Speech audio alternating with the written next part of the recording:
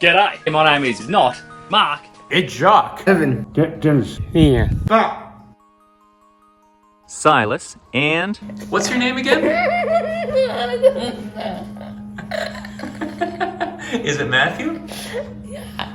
We live at Large Cape Breton on the east coast of Canada. We like to make things, so we draw, we weave, we paint. Some of us bake, and some of us plant seeds for the garden.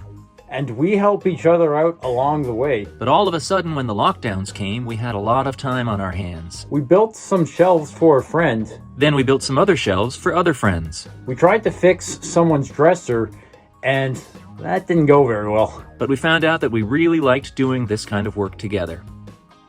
Around the same time, some folks from the local landfill approached us. They wanted to get the word out about sorting garbage and making use of stuff instead of throwing it out. They asked if we could build some things out of wood that would otherwise become garbage. We looked on the internet, but at first all we could find was stuff that probably should have gone to the dump. We kept looking, and one day we found this big, hairy spider. We watched every one of his videos. At least one of us did. Read all the comments, and started walking the way of the pallet. This is the way. So now this is what we do every day. We gather pallets, we pry them apart. We get the nails out, we check for metal and pass them through the planer. We glue them up.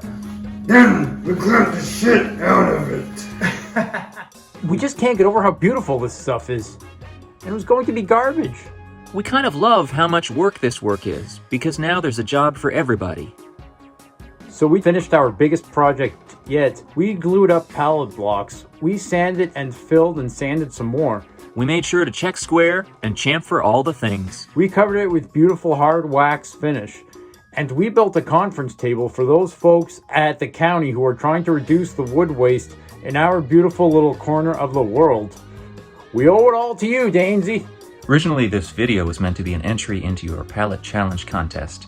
We missed that deadline by about a year and a half. But really, all we wanted to do with this video was to say,